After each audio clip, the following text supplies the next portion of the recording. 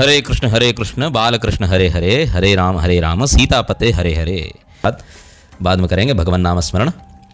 बात यह है कि जैसे कि मैंने रात को भेजा और जानबूझ करके उसकी गलत व्याख्या करी, है ना। वो गलत व्याख्या नहीं थी, वो वही व्याख्या थी जैसी व्याख्याएं कुछ चीज़ों को लेकर के स्कॉन आदि संस्थाओं में या फिर आर्य समाजी और गायत्री परिवार जो ऐसे कुछ, और ये रामकृष्ण मिशन वाले लोग जो मतलब सनातन की आड़ में कहीं ना कहीं जो विकृत अर्थ करते हैं और नाम ले देते हैं कि भैया हम भी सनातनी हैं या हिंदू हैं या भारतीयता से ही जुड़े हुए हैं, वैष्णव हैं, शैव हैं, शाक्त हैं, गाड़पत्य हैं, सौर हैं, आदि आदि।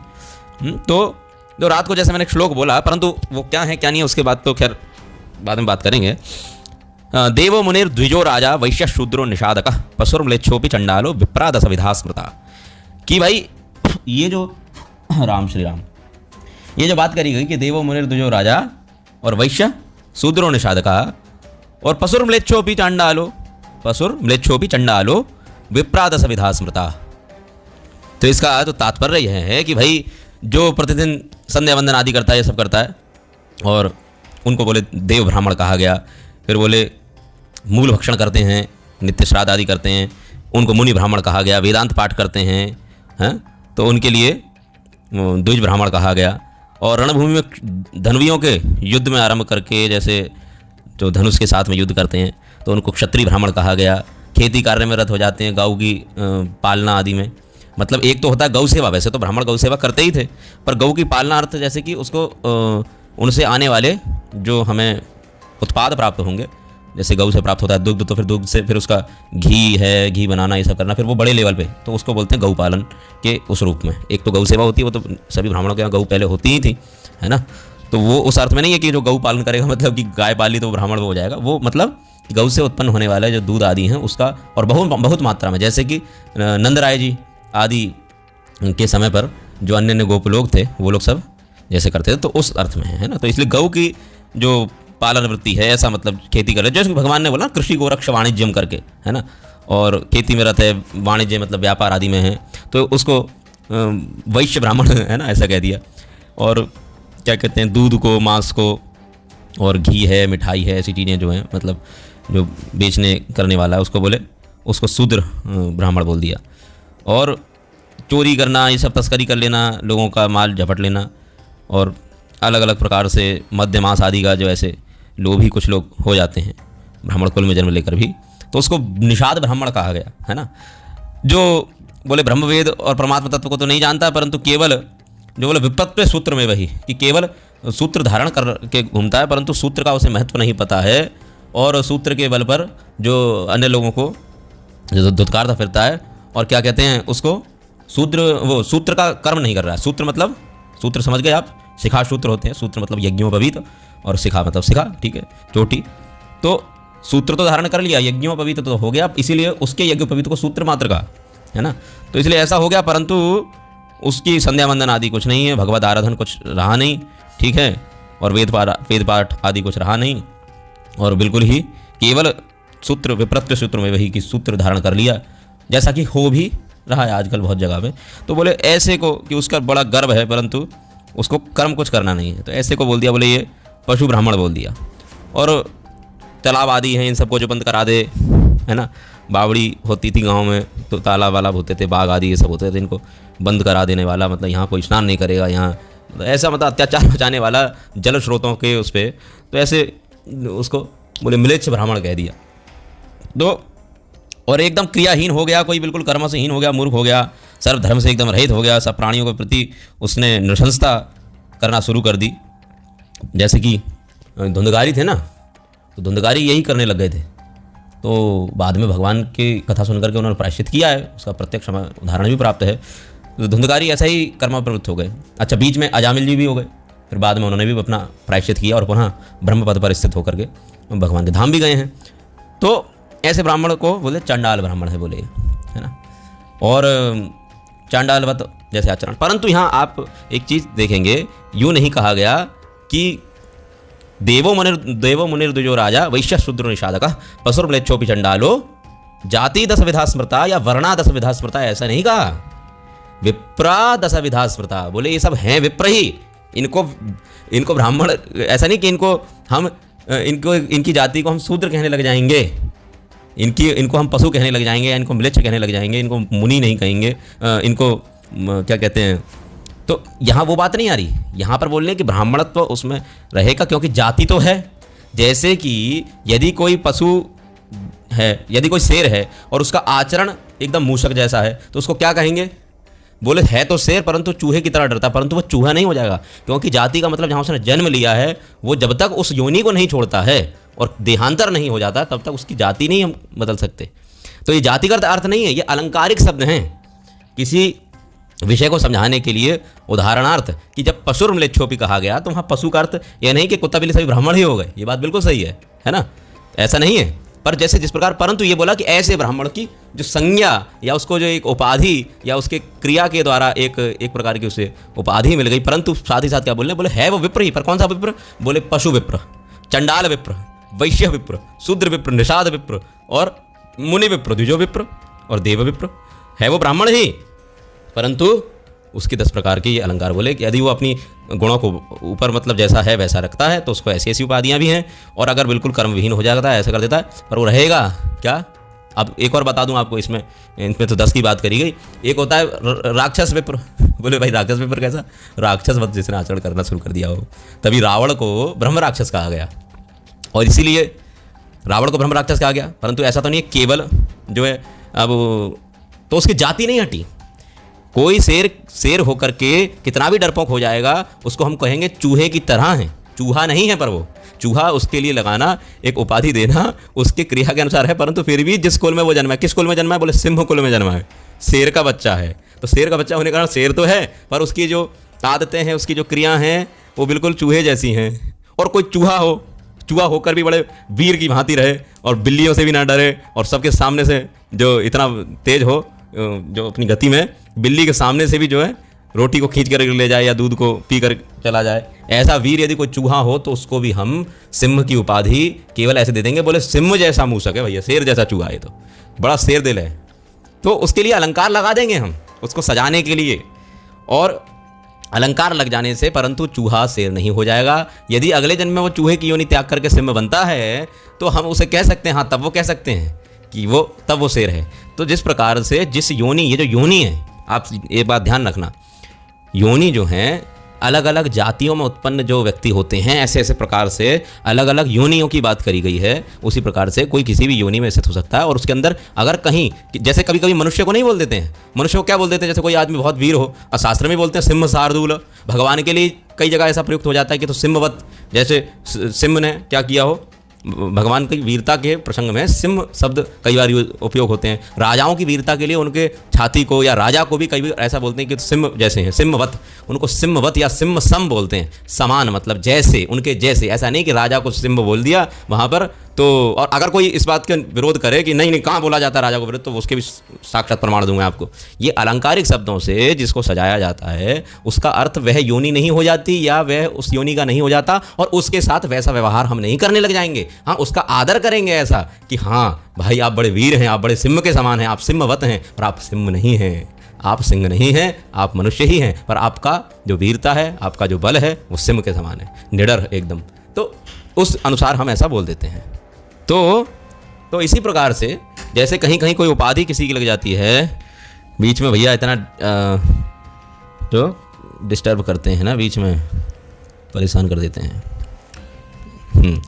तो कोई बात नहीं। हाँ, तो मैं क्या बता रहा था कि जिस प्रकार से उपाधि लग जाती है सिंह जैसे, अगर कोई आदमी बहुत ज़्यादा डरपोक हो तो हम क्या बोलते हैं? बोले यार ये तो चूहा है, चूहा एकदम बोल देते, समाज बोल देते हैं। पर क्या वो चूहा बोलने से चूहा हो जाता है? नहीं, उसके उस गुण को देख करके उसके अंदर वो भय का जो हमने अवसर उपस्थित देखा कि ऐसा भयभीत हुआ। बोले जैसे कि वो पहलवान, जैसे ही वह पहलवान वहाँ पहुँचा और उसको देख करके वो निर्बल व्यक्ति तो एकदम चूहे की भांति, कैसे? चूहे की भांति, चूहे की भांति मतलब चूहे के जैसा, कि चूहे के समान डर गया, चूहे जैसा। तो यहाँ जो ये शब्द लगते हैं जब, तो वत सम। अब चक्कर क्या है कि आज के समय पर व्याकरण की शिक्षा प्राप्त हुई नहीं, जो भी जहाँ मर्जी से उठा करके जो भी कुछ भी बोल दे रहा है। तभी तो जो क्या कहते हैं आर्य समाजी लोग एक अर्थ ऐसा लगा करके कि ब्राह्मण सबको कह करके बोले, इसीलिए वो बोल दिया कि उन्होंने इतना गलत अर्थ किया, स्त्रियों को भी यज्ञोपवीत पहनाना शुरू कर दिया है।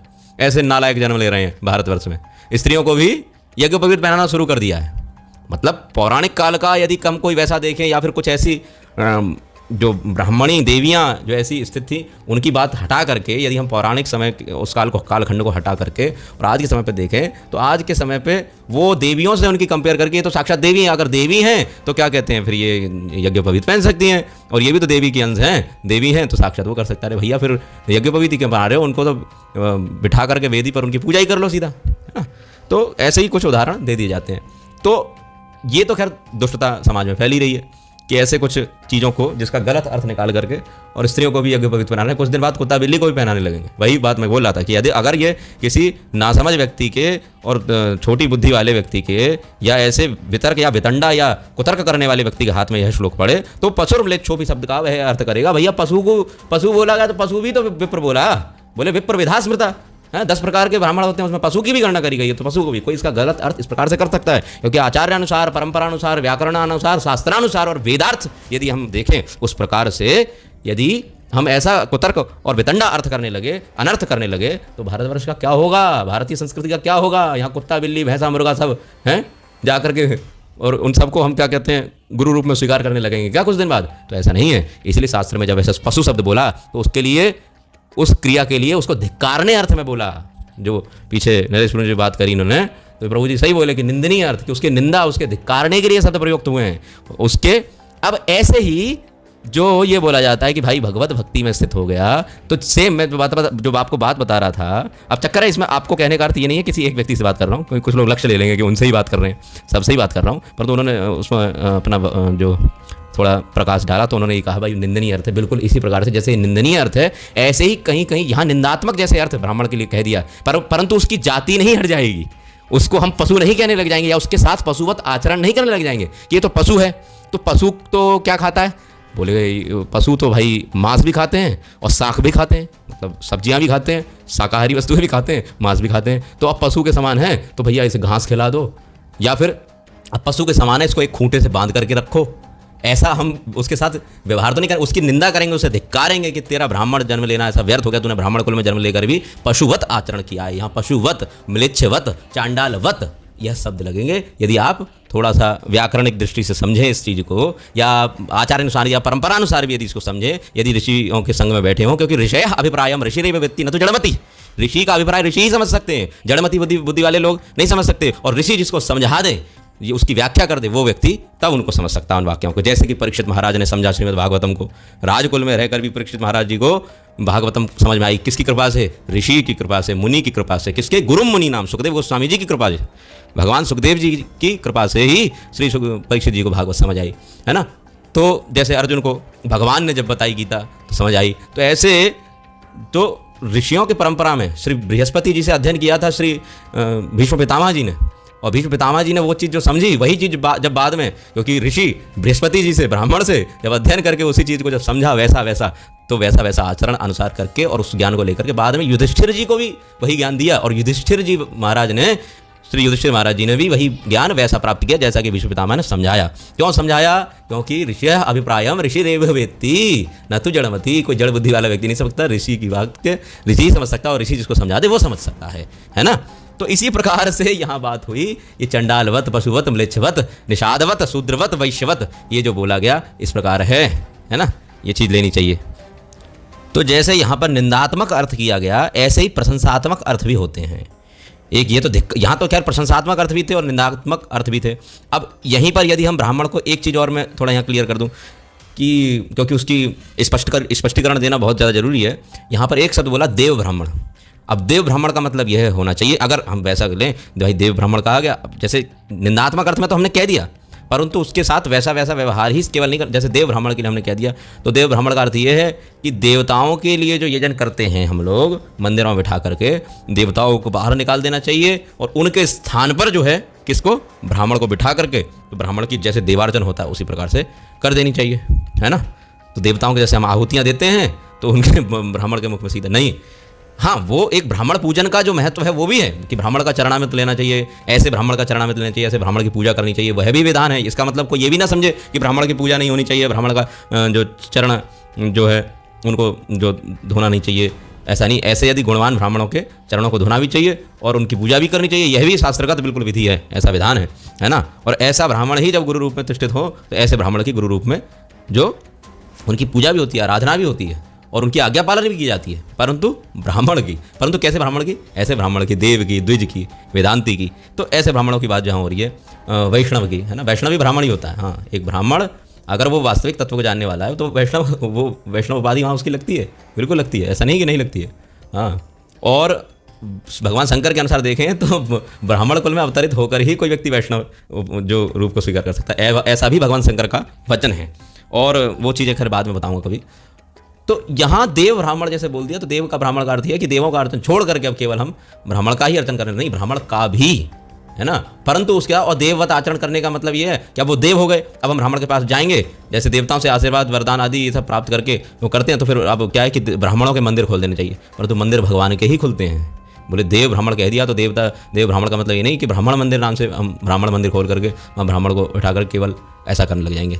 यहाँ जैसे वत कहा गया कि वे देववत ब्राह्मण हैं, वो भूषुर हैं, वास्तव में ऐसे ब्राह्मणों को जो देवता भी प्रणाम करते हैं, ऐसे ब्राह्मणों को।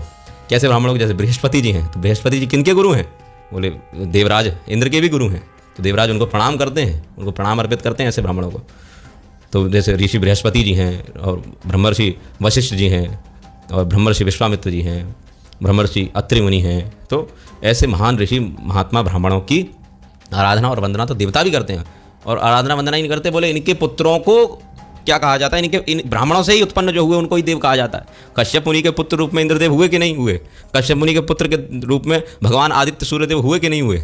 तो इनके पुत्र होकर के आए हैं, देव भी यहाँ अवतरित होकर के आते हैं, यदि तो ब्राह्मण कुल में अवतरित होकर आते हैं, तब जाकर के देवों की भी आराधना है। और देवों से ऐसे ब्रह्मर्षियों का स्थान देवों से भी जो बताया गया, इतना श्रेष्ठ बताया गया। जैसे कि पिप्पलाद ऋषि थे, तो शनिदेव ने उनसे बोला था, उनको वरदान दिया था कि जो आपका नाम लेंगे पिप्पलाद, कि आप इतने श्रेष्ठ ब्राह्मण हो, आपने इतनी तपस्या करी है, तो आपका नाम जो पिप्पलाद लेंगे उन पर मेरी कुदृष्टि नहीं पड़ेगी, ऐसे करके जो शनिदेव ने उनको बोला था। तो ऐसे ऐसे ब्राह्मण भी हुए हैं, ऐसा नहीं। अब मैं शास्त्रगत ऋषि महर्षियों की बात कर रहा हूँ, यहाँ ध्यान रखना, ठीक है। तो यहाँ देववत जैसे बोला गया और ये प्रकार से, तो वो उपाधियाँ उनको धिक्कारने अर्थ में भी है, उनके प्रशंसात्मक अर्थ में भी यहाँ पर बोला गया। उसके साथ व्यवहारगत वैसा बात नहीं होगी कि पशु का मतलब इसे आप खूंटे से बांध के रख दो और इसको चारा खिलाओ, और क्या कहते हैं, इससे जो हम जो ढुबवाएंगे, जो मतलब पशु जैसे उसमें लग जाते हैं, भाई घोड़े आदि रथ आदि में लग गए, तो अब ठीक है, अब इसको भी हम घोड़े में रथ खिंचवाएंगे, ऐसा आचरण तो नहीं हो जाएगा ना, और ना वो करने देगा,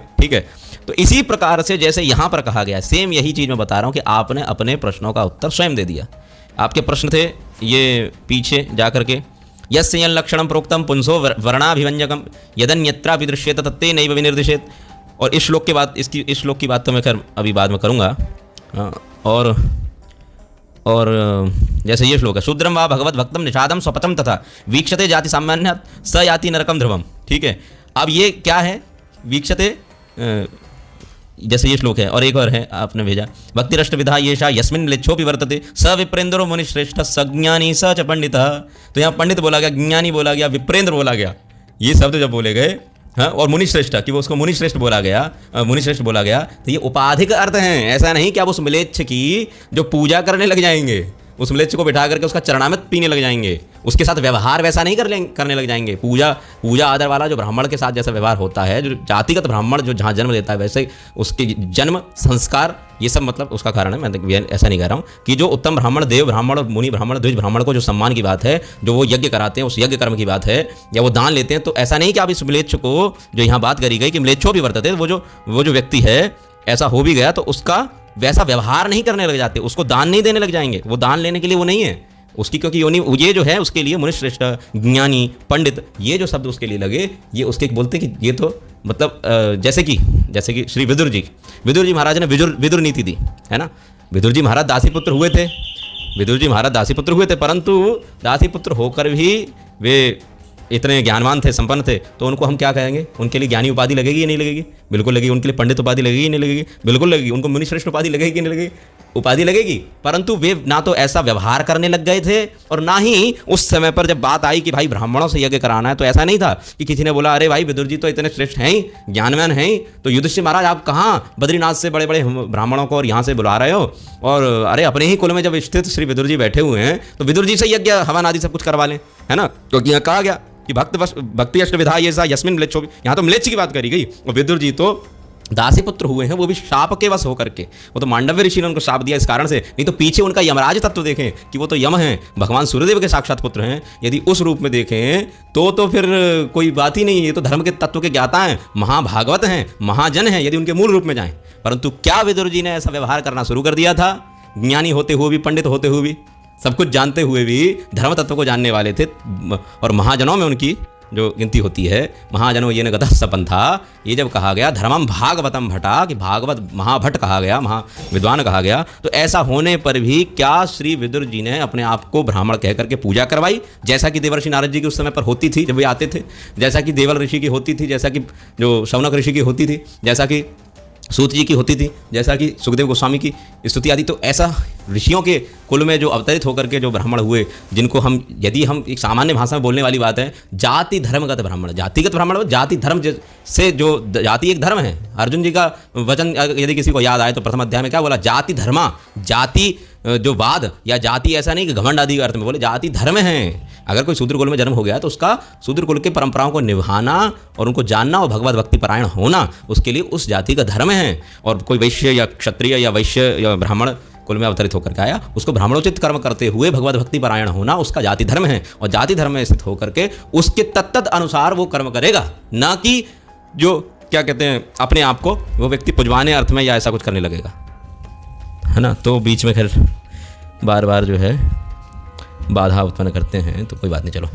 हाँ, तो मैं क्या प्रसंग बता रहा था, हाँ, कि विदुर जी के बारे में, कि विदुर जी के विषय में, कि विदुर जी ने क्या ऐसा आचरण करना शुरू कर दिया था। यदि हम यही चीज़, जबकि यहाँ तो म्लेच्छ को बोला कि म्लेच्छोपि वर्तते, कि म्लेच्छ क्यों ना हो, बोले वो भी ज्ञानी हो जाता है, पंडित हो जाता है। अब हो जाने का मतलब क्या है कि आप वो मतलब अपने आप को पुजवाने लगे, और या फिर पुजवाने लगे तो बताना जरा इतिहास में से निकाल करके दो 10 ऐसे म्लेच्छ निकाल करके दो जिनकी पूजा भगवान ने और ये युधिष्ठिर महाराज ने, या फिर अभी समकालीन यदि हम देखें तो अभी जो पीछे रामायण में या ऐसे भी देखें तो मेरे को जरा 10 ऐसे चांडाल या ऐसे म्लेच्छों के नाम बताइए कि जो भगवत भक्ति में अष्टविध रूप से अष्टविधा ये कि अष्टविध भक्ति में ऐसे लगे थे और म्लेच्छ थे, और भगवान ने और देखो सब भक्तों ने उनका देखो आदर किया और उनको जो पूजन करने लग गए थे। बताओ जरा मुझे ऐसा हुआ हो, हैं कि म्लेच्छ वहाँ पर ऐसा होगा। भैया जिस प्रकार से वहाँ पशु म्लेच्छों भी कहा गया तो वो पशु नहीं हो गया, वो उसके लिए जैसे अलंकार है, वो उसके धिक्कारणीय कर्म के लिए कहा गया, उसके निंदात्मक अर्थ में लिया गया। परंतु जब उसके लिए देव कहा गया, मुनि कहा गया, द्विज कहा गया है, तब उसके लिए वो प्रशंसात्मक अर्थ है। ऐसे ही भले ही कोई किसी उसमें उत्पन्न हुआ, परंतु यदि ऐसा उसके अंदर, या भक्ति अष्टविधा, यहाँ भक्ति की महिमा है, व्यक्ति की महिमा नहीं है, ये ध्यान रखना। भक्ति की महिमा को व्यक्ति की महिमा हम लोग लगाने लगते हैं। चक्कर ये है, ब्राह्मण की पूजा उसके शरीर की पूजा नहीं है, उसके ब्राह्मणत्व की पूजा है। उसके अंदर जो ब्राह्मण होकर के भगवत भक्ति परायण है उसकी भक्ति की पूजा है, ना कि उसके क्या कहते हैं शरीर की पूजा है। हाँ, शरीर तो क्योंकि सबके पास है, कुत्ते के पास शरीर नहीं है, बिल्ली के पास नहीं है, शूद्र के पास नहीं है, चंडाल के पास नहीं, सबके पास शरीर है। सबके पास शरीर होने के बाद भी ब्राह्मण शरीर की पूजा क्यों? क्योंकि उसमें जो तिष्ठित है ब्रह्म क्षेत्रम, ब्रह्म भावम, ब्रह्म वीर्यम, यह 5 तत्व अभी आगे बात करूंगा जब, कि उसमें वो तिष्ठित है, इस कारण से वो पूजनीय है ना। वही पृथु महाराज वो जो कि वेन के, देखा जाए तो वेन के शरीर से उत्पन्न हुए कि नहीं हुए। वेन को ऋषियों ने कैसा निंदात्मक अर्थ में बताया या प्रशंसात्मक? क्षत्रिय हैं, निंदा करी ना, परंतु जब उन्हीं वेन से उत्पन्न होकर के पृथु महाराज आए तो उनकी महाराज कह करके, क्षत्रिय कुलोत्पन्न कह करके, और अपने आप को उन्होंने क्षत्रिय धर्म अपनाया भी। पृथु पालन शक्ति उन्होंने भगवान की, भगवान है, भगवान मतलब जब आए उन्हीं के शरीर से जब निकले, ऋषियों ने संकल्पात्मक सृष्टि करी, तो वहाँ पर कि वेन के शरीर से जब भगवान की प्राकट्य हुआ, अर्ची देवी का भी हुआ, तो वहाँ पर संकल्पात्मक सृष्टि जैसे थी, तो वहाँ पर वेन के द्वारा आने पर भी, मतलब यद्यपि भगवान तो खम्भे से भी आ सकते हैं, मिट्टी में से भी आ सकते हैं, जल से भी आ सकते हैं, परंतु ऋषियों की प्रार्थना सुन करके और एक विधि विधान के अनुसार वेन से आए भगवान। तो क्या कहते हैं, उनको उन्हीं के जो वेन था उनको कितनी निंदा करी ऋषियों ने, पर उन्हीं वेन के आगे जब पृथु आए तो उनकी कितनी प्रशंसा करी। एक ही कुल में उत्पन्न देखा जाए और एक ही पिता की, तो विभीषण जी और रावण और कुंभकर्ण और रावण को भगवान ने, रामचंद्र जी ने मार दिया और वहीं उसी स्थान पर विभीषण जी की प्रतिष्ठा करी, है ना। तो ये भी हमें देखने को मिलता है कि एक ही स्थान में कई बार धिक्कारणीय और प्रशंसनीय व्यक्ति भी उत्पन्न हुए हैं और पूर्व में भी। परंतु किसी भी व्यक्ति ने भक्ति अष्टविधा यशा, यहाँ भक्ति की महिमा की, अष्टविध भक्ति जिसमें है, ऐसा नहीं उस म्लेच्छ की महिमा है, म्लेच्छ की अपनी क्या महिमा है, भक्ति अष्टविधा स्मृता, बोले सज्ञानी सच पंडिता, यहाँ उसकी प्रशंसा के लिए कहा गया कि वो ज्ञानी वत है, वो पंडित वत है, वह मुनि श्रेष्ठ वत है। ऐसा जिस प्रकार एक दुष्ट कर्म करने वाले उसमें पशु ब्राह्मण जैसा या वो जो जैसे लगता है, तो इसी प्रकार से अलंकारिक शब्दों को तात्कालिक अर्थ निकाल करके, जो कभी नहीं हुआ पूर्व में, ना किसी ऋषि ने उसके लिए ऐसा विधान दिया, ना व्यवहार में कोई लाया है क्या। अच्छा, एक और बात बता दूं, जैसे जैसे समय बढ़ता है घटता है, ततश्च अनुदिनम धर्म क्षत्यम शौचम क्षमा दया, ये चीजें क्या होती है, ततश्च अनुदिनम धर्म क्षत्यम शौचम क्षमा दया और नक्षत्यायुर्बलम स्मृति, कालेन बलिना राजन नक्षत्यायुर्बलम स्मृति, कि नाश होता है किसका, आयु का, बल का, स्मृति का, और किसका, जो श्रीमद् भागवत में अभी जो मैंने पीछे बताया कि सत्यम, सत्य का, शौच पवित्रता का, क्षमा का, दया का। तो जैसे जैसे समय बढ़ता है तो ये घटती है। तो पहले के मतलब जैसे आज के जो शूद्र हैं या जो आज के ब्राह्मण हैं, उनसे पहले के ब्राह्मण मतलब पहले कुल में, मतलब आज के ब्राह्मण आ तो वही लाइनेज रही है, वही परंपरा आ रही है, वही उनमें भी वही चीज़ स्फुरित, तो वही खून हो रहा है ना, वो रक्त परंपरा का यदि डीएनए से मैच करें या वो सब चीज़ें करें तो वो हो तो वही रहा है।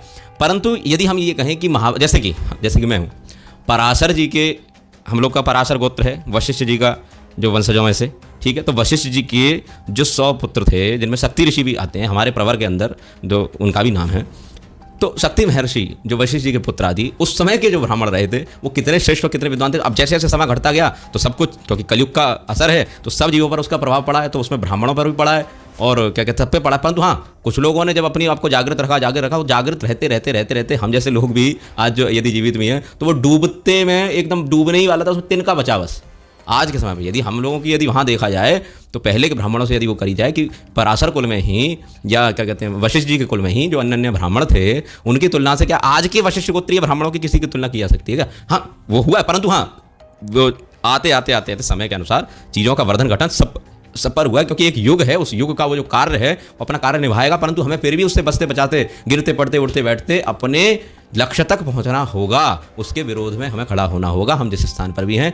क्योंकि यदि चींटी भी यदि हाथी के सामने जब खड़ी हो जाए और उसकी नाक में घुस जाए तो उसको नाक में दम कर सकती है, और यदि चींटी अपने आप की बुद्धिमानी ना समझे तो फिर हाथी उसे कुचल भी सकता है ना। तो उसके सामने फिर उसकी कोई भी साथ नहीं, तो वो वाली बात भी है। अब वो विषय फिर अलग चला जाएगा, मैं वहाँ नहीं जा रहा हूँ। तो जिस प्रकार से कहा गया कि यहाँ पर कि सर्ववर्णेषु ते शूद्रा ये न भक्ता जनार्दने, यहाँ जो कहा गया न शूद्रा भगवत भक्ता ते तु भागवता मता सर्ववर्णेषु ते शूद्रा ये न भक्ता जनार्दने, जो जनार्दन के भक्त नहीं है बोले सर्ववर्ण में वही शूद्र। तो यहाँ शूद्र उपाधि नहीं, तो फिर क्या होगा, अभी उस चीज़ पर तो बात करूंगा। तो जितने भी ये जो श्लोक हैं जहाँ ऐसा कुछ लगता है कि भाई ऐसा मतलब होना चाहिए, तो फिर ठीक है।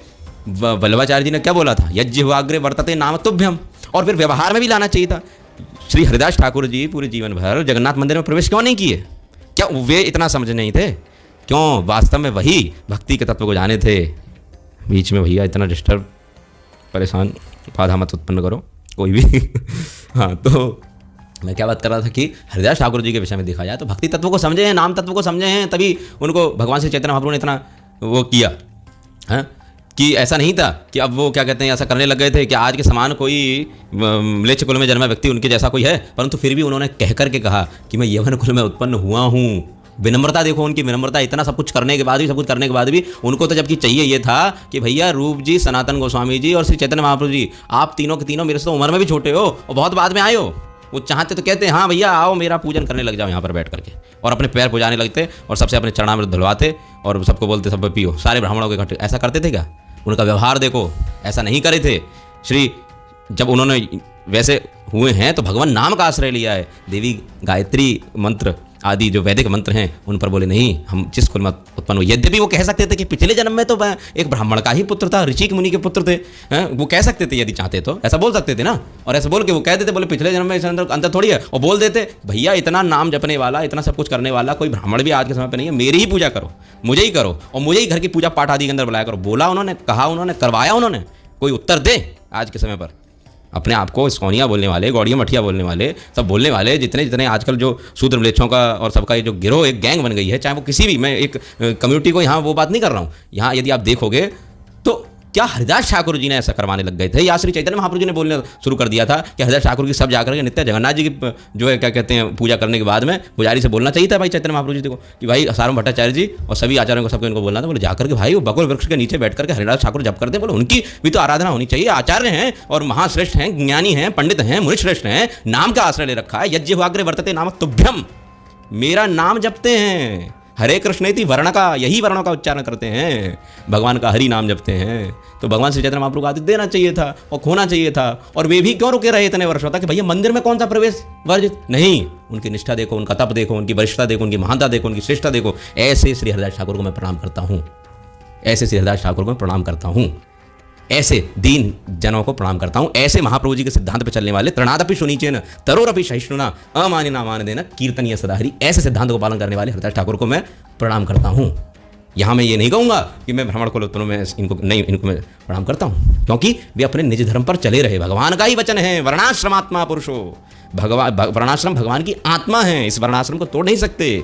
रावण इतना दुष्ट दुराचारी हो गया था, यद्यपि देवों की पत्नियों के साथ भी क्या क्या किया सब जानते हैं, भली बात मुझे दोहराने की जरूरत नहीं है। जो तो नल कुंवर जो थे, इन्होंने जब शाप दिया है, जब जाकर के इनका थोड़ा वो रुका, तो वो करने के बाद भी, रावण को मारने के बाद भी इतना दुष्ट था, दुराचारी था, यहाँ तक कि भगवान की शक्ति श्री सीता जी को अपहरण करने के लिए किया, परंतु वो तो क्या कहते हैं भगवान ने पूर्व व्यवस्था भी कर रखी थी, यद्यपि कि उनको जो वेदवती के रूप में जो सीता जी, छाया सीता के रूप में कहते हैं हम, तो छाया सीता को ले गया, वो एक अलग पीछे की मतलब कथा है, तो वो चीज़ मैं वहाँ नहीं जाऊँगा। तो ऐसा होने पर भी भगवान तो बोल सकते थे कि भाई ऐसा करने पर भी इतना दुष्कर्म सब कुछ करने पर भी, सीता जी को वहाँ रखने के बाद भी, रावण को मारने के बाद भगवान श्री रामचंद्र को भगवान किसी पाप वरदान और ये श्राप आदि इन सबसे लिप्त नहीं होते हैं, परंतु फिर भी जब वे मनुष्य धर्म निभाने आते हैं कि नहीं मनुष्य सब लोग इसका बहाना लेकर के सब लोग यही करने लग जाएंगे, तब जाकर के भी जो ब्रह्म राक्षस होने के बाद भी जब राम जी ने उनको मारा, उसके बाद में ब्रह्म हत्या का पाप क्यों लगा हैं? बोल देते कि ये तो शूद्र से भी ज़्यादा गिरा हुआ है, ये तो राक्षस है, राक्षस को मारने का पाप थोड़ी लगा। अघासुर को मारने के बाद में पाप लगा भगवान को, बकासुर को मारने के बाद में पाप लगा, क्यों नहीं लगा? नहीं लगा, ब्रह्मकुल उत्पन्न नहीं थे, है ना। और तो यहाँ ये विश्रवा मुनि की सीधे संतान है, तो विश्रवा मुनि के कारण बोले ब्रह्म क्षेत्रम ब्रह्म वीर्यम, क्योंकि चक्कर क्या है कि ब्रह्म क्षेत्र है ना, इसीलिए ये दैवीय तत्वों से समन्वित है, इसलिए इसको नष्ट करने के बाद में भगवान ने बोला कि हाँ मुझे ब्रह्महत्या का दोष लगा। आकर के परिमार्जन किया राम जी ने, संसार को सिखाने के लिए, बताने के लिए, यदि दुष्ट दुराचारी ब्राह्मण को भी कभी मारना पड़ जाए जीवन में, यद्यपि उसके मारने से पहले कितनी बार समझाया भी, हनुमान जी को भेजा, श्री हनुमान जी महाराज भगवान के भक्त इतने श्रेष्ठ और रामेष्ट हैं, रामेष्ट भी कहा जाता है हनुमान जी को राम जी हनुमान जी को कई बार अपना इष्ट बोलते हैं, बोले ये तो मेरे इष्ट हैं और रामेष्ट का मतलब ये भी है कि राम जी का इष्ट है, वो भी एक अर्थ है, वो भी है। तो श्री हनुमान जी महाराज ने जाकर के चेतावनी दी, लंका जलाया है, इतनी शक्ति, मतलब बोले मैं तो उनका दास हूँ, दास जब ये कर गया तब स्वामी आएंगे तो वो क्या करेंगे, यह देखते हुए भी रावण नहीं सुधरे। उसके बाद में जाकर के अंगद जी को भेजा तो उन्होंने भी चेतावनी दी है, बीच बीच में विभीषण जी ने भी कितनी बार समझाया, उनको भी बाहर कर दिया, तब उन्होंने श्री राम जी की शरण ली है। माल्यवंत ने भी समझाया, मंदोदरी ने भी सबने समझाया था, ऐसा नहीं कोई समझा नहीं रहा था, सबने समझाया था, परंतु सुधर जाओ भी समय है, उनकी शरण ले लो, नहीं लिया। तब भगवान ने बोला कि अब तो करना ही पड़ेगा, और जब करा उसके बाद में बताइए जरा कि ब्रह्म हत्या का दोष किस हिसाब से लग गया है, किस हिसाब से लग गया। परंतु भगवान सिखाते हैं क्योंकि ब्रह्मकुल में उत्पन्न है, इसलिए भैया ब्रह्म हत्या का दोष लगा। धुंधकारी को मारने वाली वैश्याओं को ब्रह्म हत्या का दोष लगा, धुंधकारी को मारने वाली वैश्याओं ने मारा था रात में, तो उन वैश्याओं को ब्रह्म हत्या का दोष लगा। श्री हनुमान जी महाराज गए थे जब भगवान शंकर के दर्शन करने के लिए, उस समय अब चक्कर क्या है कि अर्ध शिक्षित और आधे अधूरे जानकारी, या तो मैं किसी का उपहास नहीं उड़ा रहा हूँ, मैं कोई अहंकार का प्रदर्शन नहीं कर रहा हूँ, ये बात ध्यान रखना। फिर परंतु जब ऐसे उल्टे सीधे कर्म करते हैं फिर वो कहा ही जाता है कि मतलब बोलते हैं इतने पे तो इतनी जन काजत देकर कितनी ब्रज में बोलते हैं, हमारे उत्तर भारत में बोलते हैं, कहावत है इतने पे तो इतनी जन काजत देकर कितनी, मतलब इतने पे तो इतनी बन रही है और काजल लगा देंगे तो पता नहीं कितनी, नंगा को मिल गई पीतल नंगा बाहर धरे या भीतर, ये कहावतें भी प्रसिद्ध हैं। पर वो कब कहा जाता है, जब ऐसी दुष्टता देखने को समाज में मिलती है और उसके ऊपर भी सपोर्टिव जो जानते नहीं, कुछ मानते नहीं, ऋषियों के शरण कभी बैठे नहीं, कभी पन्ने पलट करके कभी समझे नहीं किसी चीज़ को, और आचार्यों के मार्ग निर्देशानुसार अपने मनगढ़ंत हिसाब से जिन्होंने शास्त्र की व्याख्या करना शुरू करी, ऐसे लोगों द्वारा जब उपद्रव बसता है तो क्या करें? हम भले ही दुष्ट हैं, दुराचारी हैं, पर क्या करें? शास्त्र की बात जब आती है तो वहाँ पर बोलना पड़ता है। हम पापी हैं, नीचे दुष्ट दुराचारी हैं, इस बात को मानते हैं, है ना, परंतु वहाँ पर जब है ऐसी स्थिति में बोलना पड़ता है कि भैया ऐसा चल रहा है, ये सब कुछ नहीं होना चाहिए। तो एक बात बताइए, जो कोई भी व्यक्ति सुन रहे हैं, श्रवण कर रहे हैं, श्री हनुमान जी भी जब भगवान शंकर के दर्शन करने गए तो नंदी महाराज ने रोक दिया। बोले क्यों? बोले वो भगवान शंकर के दर्शन करने से पहले आप तो उनके ही अंशावतार हैं, कोई बात नहीं, शिव स्वरूप हैं, परंतु फिर भी आपने जो अक्षय कुमार को मारा था जाकर के लंका में, और भी तो इस कारण से आपके ऊपर भी जो ब्रह्महत्या का दोष लगा हुआ है। हनुमान जी बोले मैं ब्रह्महत्या का दोष लग गया? बोले हाँ। बोले तो फिर अब उसका निवारण बताइए प्रभु। तब जाकर के हनुमान जी को बताया गया था कि भाई रेवा तीर्थ में जाकर के आप जो प्रायश्चित करिए, रेवा तीर्थ। फिर बाद में हनुमान जी ने वो किया। तो हनुमान जी जैसे महाभक्त आचार्य, हाँ, दास से कपिपते, श्री चैतन्य महाप्रभु जी ने कहा है कि दास से क्या, दास्यता क्या होती है, दास भाव से क्या सेवा होती है। बोले अगर किसी को जानना है तो हनुमान जी का जीवन देखो, है, नदी जंगल और पहाड़ पलक झपकते करें वो पार, ऐसे हैं श्री हनुमान जी। कि राम जी ने जब बात आ गई कि लीला विग्रह भगवान श्री लक्ष्मण, जब उसने मेघनाद ने शक्ति प्रयोग किया तो उसके बाद में विशल्य करनी, बोले औषधि लानी पड़ेगी, तो बोले पूरा पर्वत, पूरा मेडिकल स्टोर उठा करके ले आए, हैं, मतलब औषधियों का तो पूरी मेडिसिन नहीं लेके आए, बोले मेडिकल स्टोर ले आए। और भी जो अन्य अन्य वानर गण थे जिनके कहीं कुछ प्रहार हुआ था, चोट लगी थी, उन्होंने भी फिर अपना अपना उपचार कर लिया जड़ी बूटियाँ आदि लगा करके। तो वो प्रसंग भी हम जानते हैं। ऐसे होने पर भी इतने आज्ञाकारी, इतने महान, इतने दासरस के आचार्य होते हुए कांधे मूझ जनेऊ साजे जो श्री हनुमान जी हैं, जिन हनुमान जी का बोला गया कि जो सहस्र योजन पर भानु लील्यो ताहि मधुर फल जानू, मधुर फल जान करके लील गए थे। ऐसे श्री हनुमान जी महाराज भी जब श्री भगवान शंकर के दर्शन गए तो नंदी महाराज ने बोला कि आप शिव स्वरूप हैं, शिवांश हैं, बिल्कुल, परंतु आपके ऊपर वो जो है ना ब्रह्महत्या का दोष। बोले अरे, बोले ठीक है मैं जाता हूँ। तो रेवा तीर्थ के महात्म्य में, और कोई बोले कि रेवा तीर्थ को हम नहीं मानेंगे, बोले ठीक है तो सत्यनारायण जी की कथा जो होती है उसको तुम फिर कल को अप्रामाणिक बोलना शुरू कर देना, हाँ वो भी सब वहीं से है। तो भाई उन सब विषयों पर नहीं आ रहा हूँ। तो ऐसा क्यों हुआ? नहीं। और दूसरी बात भगवान श्री रामचंद्र के विषय में, ये तो अभी मैं बात कर रहा हूँ, अभी जो श्लोक है उसकी कैसी क्या समझ है, वो आचार्य ने क्या बताई है और क्या वास्तव में है, उसको जाने बिना समझे बिना आप कैसे उसका गलत अनुवाद या उसको प्रसारित ऐसे गलत रूप में कर सकते हो, उसकी बात में करूँगा। पर बीच में एक प्रसंग बता दूँ। और शंभुक तपस्या कर रहा था, है ना, तपस्वाध्याय निरतम ऐसा कहा गया ना। तो तप भी एक ब्राह्मण का गुण होता है। अगर ब्राह्मणों तप से ही, वो गुण से ही सब कुछ हो जाता और कोई भी कुछ भी कर्म करने लगता वही हो जाता। तो एक बात बताइए, शंभुक तप कर रहा था नहीं कर रहा था? उल्टा लटक के शंभुक तप कर रहा था। उसका दुष्परिणाम क्यों पड़ा? पहली बात राज्य पर, और दुष्परिणाम पड़ा तो पड़ा, अरे राम जी जाते भैया, समझाते सब कुछ करते, राम जी जाकर के मार क्यों दिया जरा बताएंगे कोई? राम जी ने जाकर के शंभुक का वध कर दिया। क्यों कर दिया? बोले तपस्या ही तो कर रहा था, ब्राह्मण ही तो बनना चाह रहा था भाई, क्योंकि तपस्या ब्राह्मण का कर्म है। हाँ तो फिर ब्राह्मण ही तो था, तो अरे ब्राह्मण नहीं तो उसको क्षत्रिय मान लेते, वैश्य मान लेते, कुछ तो मान लेते। बोले उसको वध कर दिया राम जी ने। क्यों कर दिया? और उसका वध करने के बाद में जैसा दोष, यद्यपि रावण क्या है क्या नहीं है वो सब तो रामायण सबने इस भारतवर्ष में जानते हैं। रावण का मतलब कोई अपने पुत्र का नाम रावण नहीं रखता है आज के समय पे, कि रावयामा से लोकानिति रावण, कि जो लोक को रुला दे वो रावण।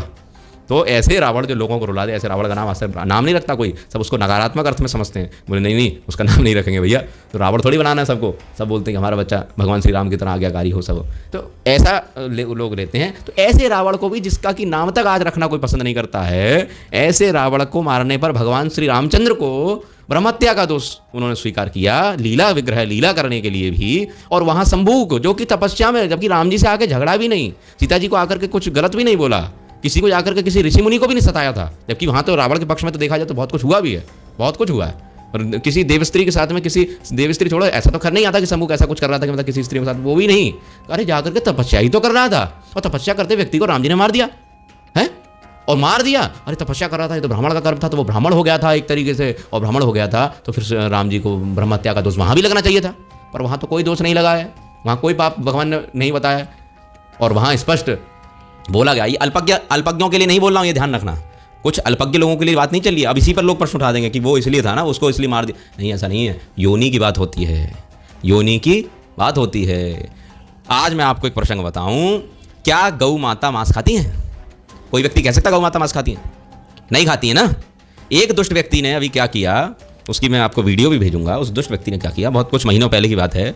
उसने जो आजकल ये मोमोज़ बनाते हैं लोग बाज़ारों में, तो कहीं से ऐसे मोमोज़ खरीद कर, वो मोमोज़ कौन सा खरीदा उसने, चिकन मोमोज खरीद करके उसने गऊ को दिया और गऊ ने खा भी लिया। ऐसा प्रसंग आ रहा है, खा लिया या कुछ किया, मतलब ऐसे ही प्रसंग आ रहा है। अब हम यह कहने लग जाएं, मतलब ऐसी दुरावस्था में जहां दूसरा व्यक्ति, जहां पर कि गऊ को पर्याप्त मात्रा में आज के समय पर रोटी भी नहीं मिल पा रही है, आज के समय पर चारा नहीं मिल पा रहा, हम लोग जंगल काटते जा रहे हैं, खेतों की सफाई करते जा रहे हैं, भूसों को भैंसों के लिए ज़्यादा प्रयोग हो रहा है, वहाँ ऐसी दुरावस्था में जब गऊ को, माता को पन्नियों का और गंदे संदे पन्नियाँ, तो मतलब खाने वाली बात नहीं, मतलब उसमें जो कहीं कोई फल डाल गया, कहीं कुछ डाल गया, ऐसी चीज़ें भी खानी पड़ जा रही हैं। ऐसी दुरावस्था में यदि किसी गऊ माता को ऐसी आपद्धर्म स्थिति में भूख लगी होगी तभी तो खा लिया, उसको दिया तो उस चिकन मोमोज पता नहीं उन्होंने खाया, उन्होंने कुछ भी मुख में तो था ही, जो भी बात थी।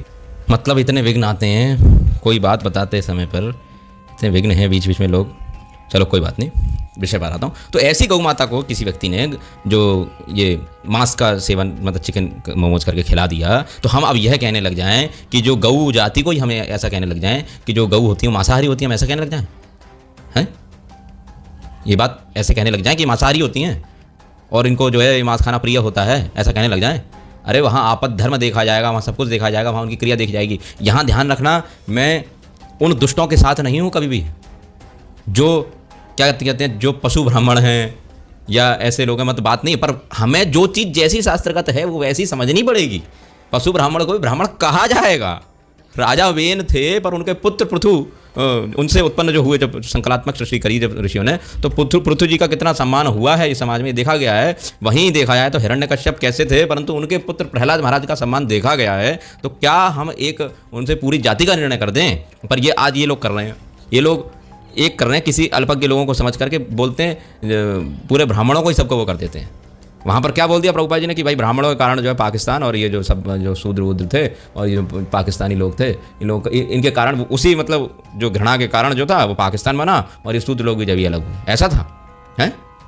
यदि ऐसा है और ऐसा अत्याचार हुआ है, जरा उठा करके देखना दस्तावेज। केरल के गुरुकुलों में सबसे ज़्यादा अधिक संख्या शूद्रों की होती थी, जो वहाँ पर स्किल्स सीखते थे।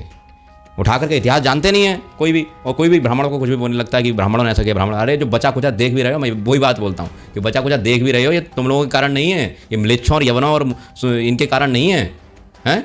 ये उन्हीं लोगों के कारण है जिन्होंने, उसमें कि मैं उन ऐसे लोगों का भी नाम बोलने चाह रहा हूँ। ये मुख्य रूप से तो ब्राह्मण का भी वो है और ऐसे क्षत्रियों का भी हाथ है आज के समय पर भी, जो कहीं ना कहीं अपने स्वधर्म में तत्पर हैं, अपने गुण धर्म को अभी भी निभा रहे हैं। कुछ मात्रा में ऐसे ही लोगों से धर्म है जीवित वास्तव में। जो एक चरण जो बता है कहीं ना कहीं, तो वो बचा भी तो ऐसे ब्राह्मणों के द्वारा बचा है कि जो ब्रह्मकुल में अवतरित होकर अपना धर्म कर्म संपन्न कर रहे हैं, शूद्र कुल में उत्पन्न होकर के सेवा वर्ग अपना सेवा कार्य संपन्न कर रहे हैं, और क्षत्रिय कुल में उत्पन्न होकर के धर्म के रक्षणार्थ आज भी गौ सेवा आदि के लिए खड़े हुए हैं। ऐसे लोगों को मैं बोल रहा हूँ कि ऐसे लोग सामान्य हैं, इनके कारण धर्म जीवित है। ऐसे वैश्यों के लिए जो अपना सही रूप से धन अर्जन करके उसको धर्म के मार्ग में लगा रहे हैं, ऐसे वैश्यों, ऐसे शूद्रों, ऐसे क्षत्रिय और ऐसे ब्राह्मणों के द्वारा ही आज धर्म का अगर कहीं हम अंश मात्र भी कुछ देख पा रहे हैं, तो इनके पीछे इन्हीं सत्ताओं का हाथ मिलेगा, है ना।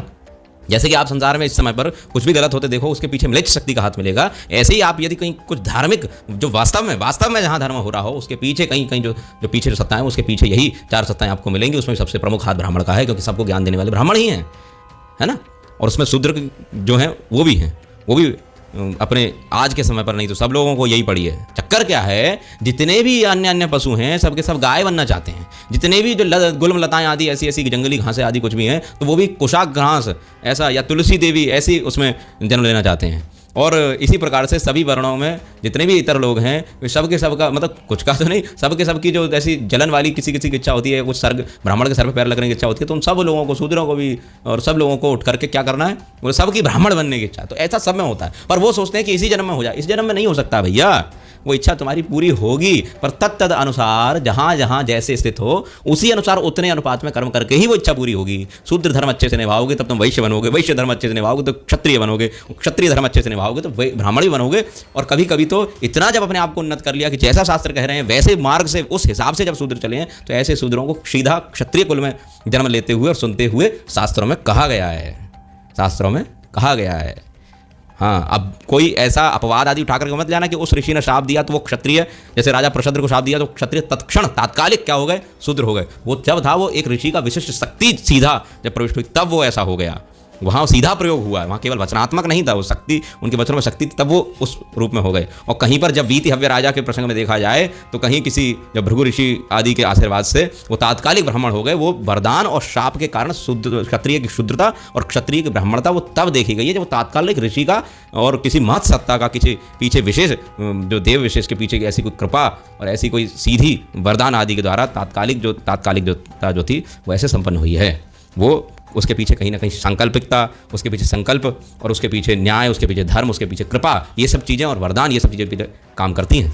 वो ऐसे नहीं है आज के समय पर हमने जिस मर्जी को लिया और उठा करके जनेऊ पहना दिया और ब्राह्मण बन जाएगा और उसको क्या कहते हैं हम करने लगे, ये सब बोले ब्राह्मण बन गए, ऐसा नहीं होता है वहाँ। और ऐसे ही अब हम किसी को क्या कहते हैं वो कह दें कि जो जातिगत था परंतु ब्राह्मण होते हुए ऐसे नहीं किया, तो अब हम उसको शूद्र बना दें और अब जो है उसके गला उसको मार डालो क्योंकि उसको मारने पर कोई पाप थोड़ी लगे, ऐसा नहीं है। निषाद ब्राह्मण का भी आप वध करोगे तो आपको उस अनुपात में, मतलब जितने श्रेष्ठ ब्राह्मण का अपराध करोगे, जितने श्रेष्ठ ब्राह्मण के प्रति अपराध करोगे उतना है ना। जैसे शूद्र ब्राह्मण को मारा तो उसका वैसा पाप उस अनुपात में, ब्रह्म राक्षस को मारा तो वैसा उसका पाप, निषाद ब्राह्मण को मारा, वैश्य ब्राह्मण को मारा, क्षत्रिय ब्राह्मण को मारा, द्विज ब्राह्मण को, देव ब्राह्मण को, तो उस अनुपात में आपके पाप आपके ऊपर ब्रह्म हत्या उस रूप में आएगी। जैसे कि इंद्रदेव आदि के प्रसंग में भी देखा जाता है, इंद्रदेव आदि के प्रसंग में भी देखा जाता है, जो त्वष्टा ने जब किया था, तो वृत्रासुर जी के प्रसंग में भी देखा जाता है, विश्वरूप जी के प्रसंग में भी देखा जाता है कि इंद्रदेव जैसे महान देव पद पे होते हुए भी जब उनको भी यह दोष स्वीकार करना पड़ा था और फिर उन्होंने विभाजित भी किया है, स्त्री के साथ जो स्त्री के ऊपर भी भेजा और पृथ्वी में भी दिया, जल में भी दिया, वृक्ष में भी दिया, चारों वृक्ष गोंद के रूप में, जल जो है वो फेन के रूप में, झाग के रूप में, स्त्रियों रक्त रूप में जो मासिक रक्त होता है वो मासिक स्राव, तो उसके द्वारा, और नदियों में जो झाग आदि, मतलब जल के अंदर जो झाग आदि था, और पृथ्वी माता के अंदर जो ऊसर में जो ऊपर ऊसर आ जाता है, ऊसर का मतलब रेह आ जाता है, जो नमकीन जो हम जब देखते हैं गाँव के अंदर कभी कभी खेतों आदि में जब देखोगे धरती में से गर्मियों के दिनों में ऊसर निकलता है, तो वो ऊसर के रूप में। और दूसरा वरदान भी प्राप्त किए थे, हालांकि वो भी है कि मेरी जल की कभी कमी नहीं हो और जो गड्ढे हैं वो अपने आप भर जाएँ। हाँ, ये सब भी हम जानते हैं। और स्त्रियों के लिए कि हम सदैव किसी भी अवस्था में हो तो हम जो सह प्रसंग कर सकें, ये सब चीज़ें भी हैं। और वृक्ष आदि के उसमें भी गोंद आदि निकलता है, तो वो सब चीज़ें हैं। तो उनको भी ऐसी दोष लगा, तो आज उसका परिणाम जो है पूरा विश्व को देखना पड़ रहा है। हम ये नहीं कह सकते कि वृत्रासुर जी का हत्या करी थी तो फिर अब जो है उनको कुछ वो नहीं हुआ। अच्छा, वृत्रासुर जी पिछले जन्म में कौन थे? क्षत्रिय थे कि नहीं, है ना? तो राजा चित्रकेतु महाराज जो थे तो वो राजा के रूप में थे, परंतु अगले जन्म में त्वष्टा ने जब आह्वान किया और पार्वती माता ने जो वहाँ पर श्राप दिया था तो उनको तात्कालिक रूप से वहाँ श्राप का भोगना ही पड़ा। उसके बाद वो त्वष्टा के यज्ञ में प्रकट भी हुए। तो वो सब प्रकट देखे जाते हैं। उसके बाद देवराज इंद्र को भी वो देखा जाए तो आपको वो हत्या वहाँ पर मिली और दोष लगा और उसका फिर उन्होंने परिमार्जन भी किया है। ये सब कुछ देखने को मिलता है। तो यदि हम कर्मणा जो चिल्लाएं तो उससे वृत्रासुर के प्रसंग में या रावण के प्रसंग में ऐसे बहुत से लोगों के प्रसंग हम देखें तो वहाँ पर दोष आदि क्यों लगे हैं। और यदि हम कर्मणा चिल्ला ही रहे हैं तो फिर सम्मुख के वध करने पर भी दोष क्यों नहीं लग रहा है, वैसा दोष क्यों नहीं लग रहा है जैसा कि रावण आदि को मारने पर लग रहा है। मतलब भगवान लीला करने के लिए भी कर रहे हैं, तो वो सब चीज़ें क्यों नहीं चल रही हैं? और एक ही नहीं, ऐसे अनेकों उदाहरण दे सकता हूँ मैं, ऐसे अनेक उदाहरण। पर एक सामान्य बुद्धि कि प्रादेश मात्र में संकेत कर रहा हूँ, उसके बुद्धिमान जन समझ जाएंगे, है ना। तो जो जन्मना कर्मणा होता है भैया, मुख्यतः जन्म ही आधार है। योनिश्च एतद श्रुत, कि श्रुत और योनि का मतलब उस कुल में जन्म लेना। ब्राह्मण ब्राह्मण्याम जातः, उससे जातः मतलब उत्पन्न होना, वही ब्राह्मण जातिगत जो है। क्योंकि पाणिनि जी ने ब्राह्म जातौ शब्द भी कहा है कि ब्राह्मण जातिगत है। सर्वप्रथम उसकी जाति, वो जाति के अनुसार फिर उसके जो वो कर्म करेगा तो और उत्तम है ना। और कर्म जो नहीं करेगा, मतलब कर्म का मतलब विकर्म करेगा, दुष्ट कर्म करेगा, विकृत कर्म करेगा, जो उसे नहीं करनी चाहिए वैसे करेगा तो उसका निंदात्मक भी है। और जब वो उत्तम कर्म करेगा जैसे उसके लिए उचित हैं तो उसके लिए प्रशंसात्मक भी है। परंतु पशु ब्राह्मण, अम्लेश ब्राह्मण, ये सब उसके लिए ब्राह्मणता उससे चली नहीं, मतलब उसको दोष लगेगा, बिल्कुल लगेगा। परंतु उसी प्रकार से जैसे शेर की योनि में स्थित होकर के कोई चूहेवत व्यवहार करे तो उसे मूषकवत कहते हैं, और मूषक होकर भी कोई शेर जैसा व्यवहार करे तो सिंहवत कहते हैं। वत सम, यह शब्द समझ जाओ, बार बार इस पर प्रकाश नहीं डालूंगा, ठीक है। और आप लोगों को कोई मैं किसी चीज़ का प्रमाण देने के लिए नहीं बैठा हुआ हूँ कि प्रमाण ही देखने के। भैया इन सब चीज़ों को जान करके जब पालन करोगे, समझोगे, तो हरिदास ठाकुर की तरह श्री चैतन्य महाप्रभु जी आपको प्रेम भी करेंगे, सनातन गोस्वामी जी आपका सम्मान भी करेंगे। हाँ, और मैं भी आज के समय पर ऐसा नहीं है, जो वास्तव में अपने धर्म कर्म में लगे हुए हैं, चाहे वो किसी भी कुल में क्यों ना उत्पन्न हो, मैं उनको मानता हूँ और हृदय से उनको कभी मना नहीं करता। मेरे साथ बहुत से लोग हैं इसी समूह के अंदर, कोई शूद्र वर्ण से हैं, कोई क्षत्रिय वर्ण से हैं, कोई क्या कहते हैं अपने ब्राह्मण वर्ण से ही हैं, परंतु मैं किसी के साथ भेदभाव नहीं करता और किसी भी ऐसा नहीं बोलता कि तेरी जाति है तो मैं ऐसा नहीं, उसके अनुसार उसको उसका मार्गनिर्देशन देता हूँ। ये तो दुष्टता फैलाई गई ब्रिटिशर्स के द्वारा कि भारत में जो भेदभाव था, ये जो था, ये मुस्लिमों के साथ में और ये इनके साथ में, शूद्रों के साथ में, ये ब्राह्मणों ने घृणा करी है, वो करी। अरे मुस्लिमों के साथ में तो घृणा कौन नहीं करेगा। एक व्यक्ति है, मेरी बात हो रही थी तमाल प्रभु जी से, उन्होंने बोला कि एक बात बताइए प्रभु जी तमाल प्रभु उन्होंने मेरे को बहुत अच्छा उदाहरण था कि एक व्यक्ति गाय के दूध से रोटी खाता है और एक व्यक्ति गाय के मांस से रोटी खाता है, दोनों की कैसे पटेगी। तो दूसरे व्यक्ति को तो फिर है, एक व्यक्ति गाय की पूजा करता है और एक व्यक्ति गाय को हानि करता है, तो उसके साथ उसकी कैसे बनेगी, बताना जरा। तो बहुत अच्छा उदाहरण दिया जैसे उन्होंने। तो वो चीज़ मैं वही चीज़ है कि घृणा वाली बात नहीं, मुस्लिमों के साथ में मित्रता करनी है तो आप ही करो। हाँ, हम यहाँ नहीं करेंगे। खूब खवाओ उनको बैठा बैठा करके। मेरे पास चित्र भी हैं, इस्कॉन के डिवोटी से मुस्लिमों को बुला करके खवाते हैं इस्कॉन मंदिरों में, वो सब चित्र आदि पड़े हुए हैं। अब बोलोगे कि यहाँ का है वहाँ का है, कहीं का है, भैया जो भी है कुछ भी है, मतलब मुस्लिमों के साथ प्रेम तो है। तो एक जो गाय को खाने वाला है और एक गाय का दूध पीने वाला है, इन दोनों की मित्रता कैसे हो सकती है? और दूसरी बात जो शूद्रों वाली बात है, ये मूर्खों ने, ब्रिटिशर्स ने, कि इनमें डिवाइड करो और रूल करो, है ना। अरे भाई, एक शरीर के अंदर 4 भाग हैं, समाज के 4 स्तंभ है, एक मुख है, एक हाथ है, एक जंघा है, एक चरण है, सभी का अपना अपना कार्य है। पैर चलने का कार्य करेंगे, बुद्धि उनको मार्गदर्शन देगी कि चलना कैसे है, किस पथ पे चलना है, हाथ उसमें सहायक बनेंगे, और जंघा जो है वो जगन प्रदेश जो है वो जो कमर से ऊपर के भाग को सबको संभाल कर रखेगा। ऐसी जो क्षत्रिय हैं, जो वैश्य हैं, जो शूद्र हैं, मैं किसी में ऐसा जातिगत रूप से हीनता नहीं देखता हूँ, हीनता या नीचता किसी में नहीं देखी जाती है, परंतु जो व्यक्ति जो धर्म में स्थित होगा तो वहाँ पर तब उसके लिए बोला गया कि जाति बुद्धि का मतलब यहाँ हीनता और नीचता से है कि उसको ऐसे नीच की दृष्टि से नहीं देखना है। तब वहाँ बोला कि पंडिता समदर्शिना, यदि कोई व्यक्ति धर्म कर्म में लगा हुआ तो उसके साथ व्यवहार, उस नीचता के साथ व्यवहार नहीं करना, हाँ उसके अनुसार तत्ता अनुसार कर्म करना, जैसे कि हम स्वयं के साथ भी करते हैं। जब हम मलमूत्र आदि करते हैं तो उस समय एक हाथ से धोते हैं कि नहीं। अब कौन ऐसा दुष्ट व्यक्ति होगा या ऐसा असंस्कारी व्यक्ति होगा या असदाचारी व्यक्ति होगा, दुराचारी व्यक्ति होगा कि मलमूत्र के हाथ जो होते हैं उनसे मल को साफ करने के बाद में यद्यपि मिट्टी आदि से परिमार्जन ना करे, साबुन आदि से ना धोए और उससे पहले ही उंगलियां मुंह में दे करके कोई उन उंगलियों को चाट सकता है या उन हाथों को व्यक्ति अपने मुख में ले सकता है? नहीं ले सकता है। क्यों? क्योंकि वह एक तो हमारे शरीर के अधो अंग जो कुछ हैं, जो गोपनीय अंग हैं, वहाँ पर लगा जा करके, जो कि अस्पृश्य बताए गए, केवल उस अवस्था के अलावा तो अस्पृश्य बताए गए, उस अवस्था में हमने उन्हें स्पर्श किया, पहली बात यह है। और दूसरी बात, उनसे शरीर से निकलने वाला एक प्रकार का मल द्रव्य जो था उसको हमने उन हाथों से छुआ। तो जब तक हम उनकी परिमार्जन या शुद्धि नहीं कर लेते हैं तब तक हम उनको अपना मुख खुजाने आदि मतलब मुख में देने अर्थ में छोड़ो, खुजाते भी नहीं है मुख को। अब कोई ऐसा कोई सदाचारी व्यक्ति करता हो तो वो कोई प्रमाण नहीं माना जाएगा। सदाचार क्या है सब जानते हैं, मुझे समझाने की जरूरत नहीं है, बालक नहीं है सब लोग, बच्चा नहीं हूँ कि नस काट लूँगा, वो वाली बात है ये, है ना।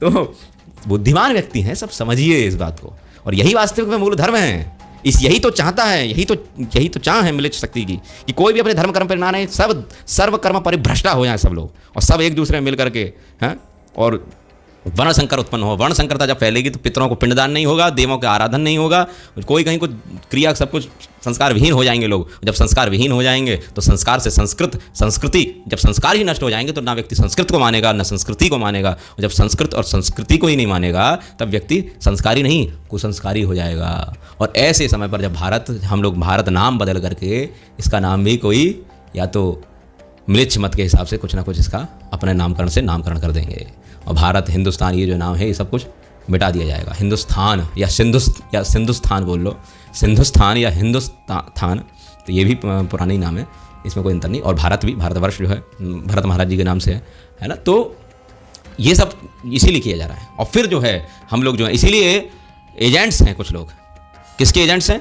अब ये ध्यान रखना, हाँ, जो म्लेच्छ शक्ति का प्रभाव यही है कि सब चीज़ों का विकृत अर्थ कर करके समाज में ऐसा दुष्प्रचार करना है जिससे कि लोग विकृत हो जाएं और जल्द से जल्द हमारी स्थापना पूरे विश्व पर हो। केवल भारत बचा हुआ है वहाँ, और बस थोड़ा सा बचा कहाँ हुआ है, बचा तो नहीं हुआ, मतलब वो ये डूबते को तिनका ही दिख रहा है बस, ये जो कि सब कुछ हो रहा है, सब कुछ जो नहीं भी होना चाहिए और जो कहीं नहीं हो रहा है वो भी, ऐसा भी भारत में देखने को मिल रहा है, ऐसा भी हो रहा है। एप्स्टीन फाइल खुली, उसमें तो यही बोला कि ये खाते थे वो खाते थे। भैया यहाँ गौ माता के साथ क्या हो रहा है, ऐसे चित्र में आपको साझा करूं तो आप लोगों के हृदय कांप जाएं और आंखों से आंसू आ जाएं, यदि आप थोड़े कमज़ोर दिल के हों तो देख करके, और आपके हृदय में थोड़ी दया हो गौ माता के प्रति, जीवों के प्रति, गौ माता के प्रति क्या, अन्य जीवों के प्रति भी। और उसमें भी गौ तो माता है, सर्वश्रेष्ठा है, देव, उनके घी से, उनके दुग्ध से उनका आराधन होता है। भगवान कृष्ण को भी श्री सनातन गोस्वामी जी ने बोला कि भैंस और बकरिया का दूध मत लगा देना, उनके लिए भी गऊ का दूध उपयुक्त बोला।